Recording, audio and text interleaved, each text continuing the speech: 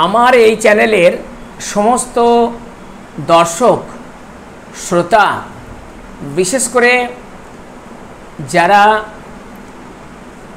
পড়ুয়া, তাদের জানাই স্বাগত। আজ আমরা যে পশ্চিমবঙ্গ মধ্যশিক্ষা পর্ষদের যে সিলেবাস রয়েছে, সেখানে ষষ্ঠ শ্রেণীর অর্থাৎ ক্লাস 6 এর বাংলা বিষয়ে আজ একটি ভিডিও প্রস্তুত করতে চলেছি। এই ভিডিওটির হবে একটি কবিতা। কবিতাটির নাম হাট। কবিতাটির কবির নাম যতীন্দ্রনাথ সেনগুপ্ত। যতীন্দ্রনাথ সেনগুপ্ত রবীন্দ্র সমসাময়িক যুগের কবি। তার জন্ম এবং মৃত্যু 1887 সালে তার জন্ম, মৃত্যু 1954। রবীন্দ্রনাথের থেকে বেশ কিছু তিনি ছোট, প্রায় 20 বছরের কাছাকাছি। মৃত্যু প্রায় 14 বছর পরে, রবীন্দ্রনাথের পরে 13 বছরের মতো।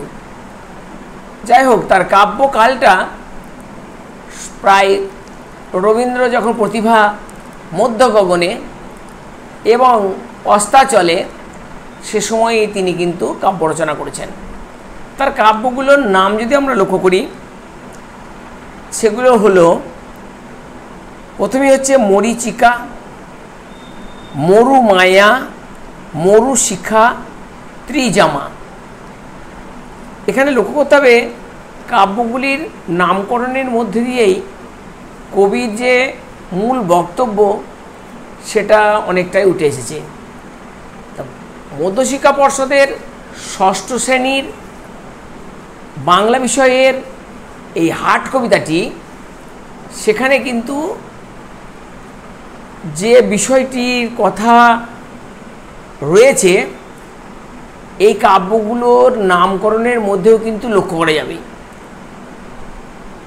মরীচিকা, মরুশিখা, মরুমায়া, প্রত্যেকটার সামনে অর্থাৎ একটা করে বিশেষণ মরু। এই মরু মানে হচ্ছে সেখানে ধুধু বালিয়ারি, জল নেই, কষ্টকর এক পরিবেশ, সেটাই রয়েছে তাঁর এই কাব্য।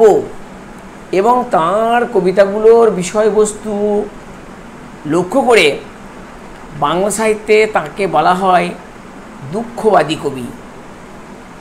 এই দুঃখবাদী কবি, তাঁর যে মামার বাড়ি সেটা ছিল বর্ধমানের কালনার কাছে পাতিলপাড়া গ্রামে। এই কবিতার যে বিষয়বস্তু বা যে উৎস, সেই উৎসটা কিন্তু দেখা যায় যে বর্ধমান হাওড়া যে মেল লাইন, এই মেল লাইনের বৈঁচি স্টেশনে নেমে বাস যোগে যদি কালনা যাওয়া যায়, এর মধ্যেই একটি সম্ভ্রান্ত জনপদের নাম সিংহের কোণ। এই সিংহের কোণে তদানীন্তনকালে একটি হাট বস্তু। সেই হাটের ছবি তিনি হয়তো উৎসরূপে ব্যবহার করে থাকতে পারেন। আমরা যতীন্দ্রনাথ সেনগুপ্তের আরও একটি কবিতার প্রসঙ্গ বলে তবে আমরা মূল কবিতাতে যাব। সেই কবিতাটির নাম ছিল লোহার ব্যথা। ও ভাই কর্মকার, আমারে পুড়িয়ে পেটানো ছাড়া নাহি কি কর্ম আর। কোন ভোরে সেই ধরেছ হাতুড়ি, রাত্রি গভীর হলো, ঝিল্লি মুখর স্তব্ধ পল্লী, তোলো গো যন্ত্র তোলো। সব থেকে ইম্পর্টেন্ট যে লাইনটা ছিল ওখানে, ঠকা ঠাঁই ঠাঁই কাঁদিছে নিহাই, আগুন ঘুমিছে ঢুলে, শান্ত সারাসি ক্লান্ত ওষ্ঠে, আল গোছে ছেনে চুমি। দেখো গো হোথায় হাপর হাপায়, হাতুড়ি মাগিছে ছুটি, ক্লান্ত নিখিল করগ শিথিল তোমার বজ্রমুঠি। এই যে লোহার যে যন্ত্রণা আর কর্মকারের যে আধিপত্য, এই প্রতীকটাকে তিনি ব্যবহার করেছেন। এই সমাজের দরিদ্র মেহনতি মানুষেরা হচ্ছে লোহার প্রতীক, আর যারা দরিদ্র মেহনতি শ্রমজীবী মানুষকে যারা শোষণ করে চলে, যারা কায়েমি স্বার্থ রক্ষা করে, তাদের প্রতীক হচ্ছে ওই কর্মকার। কিন্তু বাস্তব জগতে কর্মকারেরা কিন্তু ওই কায়েমি স্বার্থের কোনো বিষয় থাকে না, বরঞ্চ তারাও অবহেলিত শ্রমজীবীর মধ্যেই পড়ে। যাই হোক, সেখানে তিনি দুঃখ, যন্ত্রণা, বেদনা সেগুলোর কথাও কিন্তু তুলে ধরেছেন। আমরা আজকে এই হাট কবিতার যদি আমরা আঙ্গিক বিচার করি, তাহলে দেখা যাবে এখানে 5টি স্তবক আছে আর 50টি চরণ আছে। এই 50টি চরণের মধ্যে দিয়ে তিনি কিন্তু দুটো বিভাজন করেছেন। আমরা যাকে বলি, একটা হচ্ছে অভিধা আর একটা হচ্ছে ব্যঞ্জনা, মাঝে আছে লক্ষণা। কিন্তু এখানে অভিধা অর্থাৎ যা আমরা স্বচক্ষে দেখি, সেই স্বচক্ষে দেখার বিষয়টা হচ্ছে হাটের অবস্থান, হাটের ক্রেতা বিক্রেতার ভিড়, তাদের যাওয়া আসা, তাদের ইচ্ছা, তাদের লক্ষ্য ইত্যাদি এখানে অভিধা রূপে ব্যবহৃত হয়েছে। আর ব্যঞ্জনায় তিনি কিন্তু এই সমগ্র পৃথিবীটাকেই একটা হাট বা তাকে তিনি নাট্য মঞ্চের সঙ্গে তুলনা করেছেন। আমরা কবিতাটি একটু আগে পাঠ করে নিই, তারপর কবিতা সম্পর্কে বিস্তারিত আলোচনা করা যাবে। কবিতাটি হাট, যতীন্দ্রনাথ সেনগুপ্ত। দূরে দূরে গ্রাম 10-12খানি, মাঝে একখানি হাট। সন্ধ্যায় সেথা জ্বলে না প্রদীপ, প্রভাতে পড়ে না ঝাঁট। বেচা কেনা সেরে বিকাল বেলায় যে যাহার সবে ঘরে ফিরে যায়। বকের পাখায় আলোক লুকায় ছাড়িয়া পুবের মাঠ। দূরে দূরে গ্রামে জ্বলে ওঠে দ্বীপ, আধারেতে থাকে হাট। নিশা নামে দূরে শ্রেণীহারা একা, ক্লান্ত কাকের পাখে। নদীর বাতাস ছাড়ে প্রশ্বাস, পার্শ্বে পাকুর শাকে। হাটের দোচালা মুদিল নয়ন, কারো তরে তার নাই আহ্বান। বাজে বায়ুবাসী বিদ্রুপবাসী জীর্ণবাসের ফাঁকে। নির্জন হাটে রাত্রি নামিল একক কাকের ডাকে। দিবসেতে সেথা কত কোলাহল, চেনা অচেনার ভিড়ে। কত না চিহ্ন চরণ চিহ্ন ছড়ানো সেঠায় ঘিরে। মাল চেনা চিনি দরজা না জানি, কানা করি নিয়ে কত টানাটানি। হানাহানি করে কেউ নিল ভরে, কেউ গেল খালি ফিরে। দিবসে থাকে না কথার অন্ত, চেনা অচেনার ভিড়ে। কত কি আসিল, কত বা আসিছে, কত না আসিবে হেতা। ওপাড়ার লোক নামালে পসরা, ছুটে পাড়ার ক্রেতা। শিশির বিমল প্রভাতের ফল, শত হাতে সহি পরখের ছল। বিকাল বেলায় বিকায় হেলায় সহিয়া নীরব ব্যথা। হিসাব নাহিরে এলো আর গেল কত ক্রেতা বিক্রেতা। নূতন করিয়া বসার ভাঙা পুরনো হাটের মেলা। দিবস রাত্রি নতুন যাত্রী নিত্য নাটের খেলা। খোলা আছে হাট মুক্ত বাতাসে, বাধা নাই ওগো।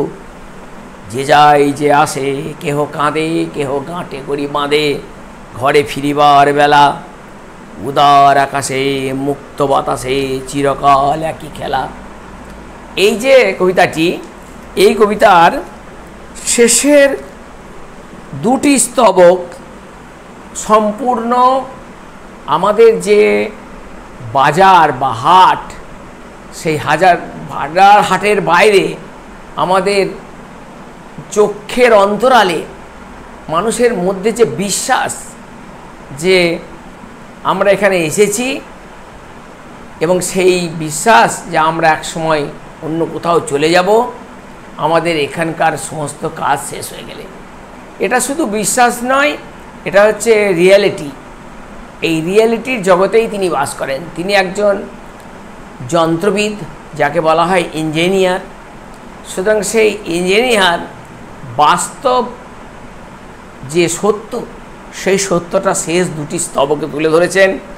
এই কতকে আসিল, কত বা আসিছে, কত না আসিবে হেতা, ওপারের লোক নামালে পসরা, ছুটে পারের ক্রেতা, শিশির বিমল প্রভাতের ফল, শত হাতে সহি পরকের ছল, বিকাল বেলায় বিকাই হেলাই, সহিয়া নীরব ব্যথা, হিসাব নাহি রে এলো আর গেল, কত ক্রেতা বিক্রেতা। ভেরি ইম্পর্টেন্ট স্তবক হচ্ছে লাস্ট স্তবকটি। শেষ স্তবকটি অত্যন্ত গুরুত্বপূর্ণ। নূতন করিয়া বসার ভাঙা পুরনো হাটের মেলা, দিবস রাত্রি নতুন যাত্রী নিত্য নাটের খেলা, খোলা আছে হাট মুক্ত বাতাসে, বাধা নাই আগো, যে যায় যে আসে, কেহ কাঁদে কেহ গাঁটে করি বাঁধে, ঘরে ফিরিবার বেলা। ভেরি ইম্পর্টেন্ট লাইন, শেষ দুটো লাইন, আন্ডারলাইন ইট। উদার আকাশে মুক্ত বাতাসে, চিরকাল একই খেলা। তাহলে এটা একটা নাট্যমঞ্চ। সেই নাট্যমঞ্চের বর্ণনাটি তিনি ব্যঞ্জনাতে শুধু রাখেননি, একেবারে কবিতার মতোই তিনি তুলে ধরেছেন। এখানে তিনি মাটির পৃথিবীর দিকে তাকিয়েছেন। তার সঙ্গে আমরা একটি কবির ঠিক বিপ্রতিপি আলোচনা করি। তিনি হচ্ছেন জীবনানন্দ দাশ। জীবনানন্দ দাশ যেখানে আকাশের নক্ষত্র, অন্তহীন আকাশ, তারাভরা আকাশ, চন্দ্রালোকিত আকাশ, কোহেলি কুহকে আচ্ছন্ন আকাশ যখন তিনি দেখেন, ঠিক তার বিপরীতে গিয়ে ইনি মাটির পৃথিবীর দিকে তাকিয়ে থাকেন। এই বাস্তববাদিতা এখানে বড় কথা, এবং এই বাস্তববাদিতার সঙ্গে তার দুঃখ যে বাদ, সেটা যেন মিলেমিশে একাকার হয়ে গেছে। আমরা সাধারণ যদি মনে করি তাহলে এই রকম একটা হবে যে হাটের যে অবস্থান, সেটা হয় অনেক গ্রাম থাকে ছড়িয়ে ছিটিয়ে, তার একটা কেন্দ্রস্থলে। তবে কেন্দ্রস্থল থেকে গ্রামগুলো দূরত্ব বহু দূর, এবং 10-12টা গ্রামের মাঝে এরকম একটা হাট বসে। এবং হাটের সাধারণ যে ফিচার, সেটা হচ্ছে সন্ধ্যায় সেখানে কেউ থাকে না, সন্ধ্যা নামলেই সব চলে যায়। কিন্তু সকাল থেকে শুরু হয়ে যায় আনাগোনা, এবং এই আনাগোনার মূল উদ্দেশ্য হচ্ছে যে তারা তাদের নিত্য নৈমিত্তিক জিনিসপত্র ক্রেতারা কিনবে, আর বিক্রেতারা সেখানে বিক্রি করবে। ক্রেতা এবং বিক্রেতার উভয়ের মূল লক্ষ্য হচ্ছে লাভ এবং লোকসান। কেউ লোকসান করতে চায় না, সবাই লাভ করতে চায়। সবাই চায় তাদের ঈপ্সিত দ্রব্য অত্যন্ত কম পয়সায় কিনব, কিন্তু সেটা তো আর হয়ে ওঠে না সব সময়। তবে একটা সময় আসে, হাট যখন নুইয়ে পড়ে, অর্থাৎ সূর্য যখন অস্তমিত হতে যায়, অর্থাৎ পশ্চিম দিগন্তে যখন সে হেলে পড়ে, তখন আর জিনিসপত্রের কোনো মূল্য থাকে না। তখন খুব মহার্ঘ জিনিসও সাধারণ মূল্যে, সামান্য মূল্যে, প্রায় বিনা পয়সায় বিক্রি হয়। এই হচ্ছে হাটের চিত্র। আর একটা যে হাট, অর্থাৎ যে এই যে জগৎটাকে তিনি একটা নাট্যমঞ্চ বা একটা হাটের সঙ্গে তুলনা করেছেন, এই হাটে কি হয়, একদল মানুষ আসে, তাদের কাজকর্ম চোখে তারা চলে যায়, আবার একদল আসে। অর্থাৎ সেই যে মানুষের দশা, কখনো হাতি কখনো মশা, এলো, দেখলো, জয় করলো, এবং শেষ পর্যন্ত এই পৃথিবী থেকে বিদায় নিল। এই বিদায় নেওয়ার সময় মানুষের মধ্যে যে পৃথিবীর প্রতি যে মায়া, যে মমতা, সেটা কিন্তু খুব লক্ষ্য করা যায়। এবং বেশিরভাগ মানুষই কবির মতে যারা লাভ করেছে, তারা হয়তো যে গাঁটে কড়ি বাঁধে এরকম নয়। যে সম্পদশালী আর যে একেবারে হ্যান্ড টু মাউথ, দিন আনি দিন খায়, সব মানুষই কিন্তু বেঁচে থাকতে চায়। কেউ কিন্তু এই পৃথিবী থেকে যেতে চায় না। সব মানুষই পৃথিবীকে ভালোবাসে, যেটা রবীন্দ্রনাথ তিনি বারবার বলেছেন, মরিতে চাহি না আমি, সুন্দর ভুবনে মানবের মাঝে আমি বাঁচিবারে চাই। রবীন্দ্রনাথ শেষ দিনেও তিনি বলেছেন, আমি মৃত্যুর চেয়ে বড়, আমি মৃত্যুঞ্জয়। তুমি মৃত্যুর চেয়ে বড় নও, কিন্তু মৃত্যুর চেয়ে বড় হচ্ছে স্বয়ং কবি। তিনি মৃত্যুঞ্জয়ী সাধনায় সিদ্ধি লাভ করেছেন।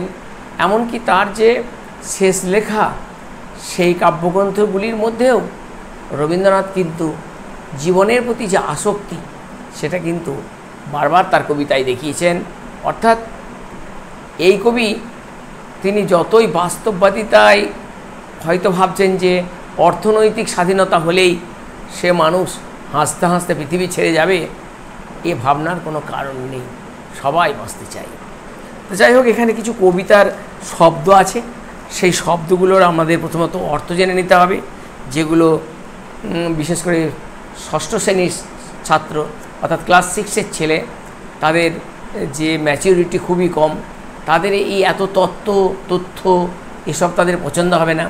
তবে এই তথ্য লাগবে অন্য সমাজের যারা বড়, যারা অন্য হায়ার স্টাডিতে যাচ্ছে, তারা যতীন্দ্রনাথ সেনগুপ্ত বলতে কি বোঝানো হয় তাদের জন্য করা হলো, শুধুমাত্র ষষ্ঠ শ্রেণীর জন্য নয়।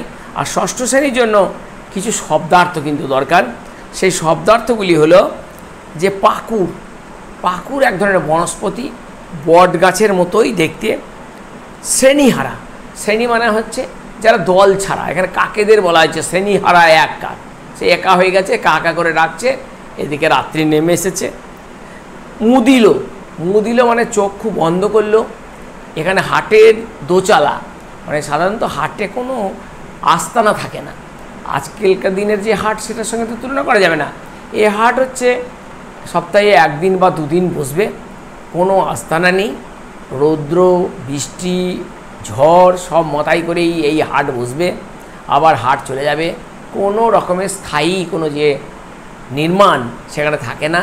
কিন্তু কবির এই হাটে কিন্তু দোচালা আছে, এবং সেই দোচালাটা ঠিক মানুষের যে চোখ যেমন রাত্রে ঘুমোবার সময় মিলিত হয়ে যায়, মিলে যায়, অর্থাৎ দুটো চোখ বন্ধ হয়ে যায়, তেমনই তিনি কল্পনা করছেন হাটের দোচালা অর্থাৎ যে চালাঘর, সেই চালাটাও যেন চোখ বন্ধ করেছে, অর্থাৎ এখন অন্ধকার, এখন নিশুতি, এখন হচ্ছে সুষুপ্তির সময়, সেটাকে তিনি বুঝিয়েছেন।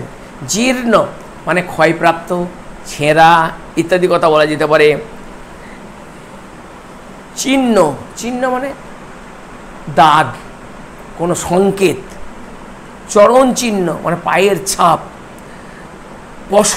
পসরা মানে হচ্ছে পণ্যদ্রব্য, ক্রেতা মানে যারা জিনিসপত্র কেনে, আর ঠিক অপরদিকে আছে বিক্রেতা, যারা হচ্ছে জিনিসপত্র বিক্রি করে। বিমল মানে নির্মল, নিত্য মানে প্রতিদিন, সহি মানে সহ্য করে, পরখ মানে যাচাই করা, বিকায় মানে বিক্রি করে, এবং সবথেকে বড় কথা যেটা হচ্ছে গাঁট বা ট্যাঁকে বা গাঁটে কড়ি বাঁধে। গাঁট মানে ট্যাগ, অর্থাৎ যেখানে আমাদের মুদ্রা বা ওই ধরনের যে বিনিময় তা সেটাকে সংরক্ষণ করা হয়। প্রশ্ন কিছু আসে এই রকম যে কতগুলো গ্রামের মধ্যে একটি হাট থাকে? আমরা জানি 10-12টা। হাটে সন্ধ্যা প্রদীপ জ্বলে না কেন? কারণ সেখানে কোনো মানুষ থাকে না বলেই সন্ধ্যা প্রদীপ দেওয়ার কেউ থাকে না, প্রয়োজনও হয় না। এখানে কোনো স্থায়ী কোনো নির্মাণ নেই, থাকারও কোনো ব্যবস্থা নেই। কারা কার ডাকে রাত্রি নেমে আসে? কাকের ডাকে রাত্রি নেমে আসে। ও পারের লোক কেন এপারে আসে? কারণ এপারে যখন না পসরা নামে, পসরা নতুন যে বিক্রেতা চলে আসে নতুন জিনিসপত্র নিয়ে, তখন ছুটে যায়। কত ক্রেতা বিক্রেতা, এদের হিসেব নেই কেন? কারণ কে এলো কে গেল হাটে, কারো সঙ্গে কোনো সম্পর্ক নেই, কোনো নিকট আত্মীয় এখানে কেউ আসে না। হয়তো শুধু তাদের পরিচয় হচ্ছে তারা প্রত্যেকে এই হাটুরের বাইরে তাদের কিছু নেই, আর তাদের ব্যক্তিগত স্বার্থ হচ্ছে লাভ লোকসানের বিষয়টা বুঝে নেওয়া। বাজে বায়ু আসি বিদ্রুপ বাঁশি, এখানে বিদ্রুপ মানে ঠাট্টা। হাটে সন্ধ্যা নেমেছে, সেখানে বাতাস বইছে, এবং সেই বাতাস হাটের যে সমস্ত বাঁশগুলো পোতা আছে বা চালার মধ্যে যে বাঁশ আছে সেখানে সেই বাতাস প্রবেশ করছে। যেমনভাবে বাঁশিতে বাতাস প্রবেশ করলে যেমন শব্দ হয়, এখানেও সেই শব্দ হচ্ছে, কিন্তু বাঁশির শব্দ সুমিষ্ট, সে আমাদের মন প্রাণ হরণ করে। কিন্তু এখানে এটা হচ্ছে বিদ্রূপ বাঁশি, অর্থাৎ ঠাট্টা করছে। উদার আকাশে মুক্ত বাতাসে চিরকাল একই খেলা, ভেরি ইম্পর্টেন্ট লাইন। এটি তাৎপর্য ষষ্ঠ শ্রেণীর মধ্যে সীমাবদ্ধ নয়। এটি প্রথমে হাটের কথা বলতে হবে, হাট কিভাবে বসলো, হাট কিভাবে মধ্য গগনে এলো, হাট কী করে সন্ধ্যাবেলায় কী অবস্থায় এলো, এসব বলার পরে বলতে হবে কবি এই যে বাস্তব যে হাট, এই হাটকে তিনি আমাদের মানব যে জীবন, আমাদের এই যে পার্থিব যে জীবন বা আমাদের যে ইহলৌকিক যে জীবন, সেখানে মানুষের যে তৎপরতা থাকে, কিন্তু সেই তৎপরতা এক সময় শেষ হয়ে যায়। মানুষ মৃত্যুর কোলে ঢলে পড়ে এবং এই পৃথিবী থেকে তাকে চলে যেতে হয়। তবে রঙ্গমঞ্চ ফাঁকা থাকে না। একদল অভিনেতা চলে গেলে যেমন আর একদল অভিনেতা আসে, তেমনি এক শ্রেণীর মানুষ যখন পৃথিবী থেকে বিদায় নেয়, আর এক শ্রেণীর মানুষ এসে এই মঞ্চ দখল করে। সেজন্য এটাকে নিত্য নাটের খেলা, অর্থাৎ নাটকের যেমন আগমন এবং প্রস্থান, অর্থাৎ মঞ্চে আসছে এবং মঞ্চ থেকে বিদায় নিচ্ছে। যার যতক্ষণ অভিনয় থাকে সে ততক্ষণ অভিনয় করে যায়। এই হচ্ছে এই কবিতাটার বিষয়বস্তু। আর সর্বোপরি যতীন্দ্রনাথ সেনগুপ্ত তিনি একজন যেহেতু ইঞ্জিনিয়ার, তিনি একজন বাস্তববাদী, সে বাস্তবতার চিত্র কিন্তু একেবারে এই কবিতার মধ্যেই ফুটে উঠেছে। সুতরাং ষষ্ঠ শ্রেণীর পক্ষে এই কবিতাটা একটু দুরূহ, তারা তাদের মতোই উত্তর লিখবে, অর্থ ছোট ছোট প্রশ্নের উত্তর। কিন্তু যখন এটা হায়ার স্টাডিতে যাবে, আগামী দিনে হয়তো দেখা যাবে এটা বিএতে এমএতে পড়ানো হতে পারে, তখন কিন্তু আলোচনাটা, আমি যে দীর্ঘ আলোচনা করলাম, সেটা তখন ফলপ্রসূ হবে। সকলকে অজস্র ধন্যবাদ। তোমরা সকলে ভালো থাকবে।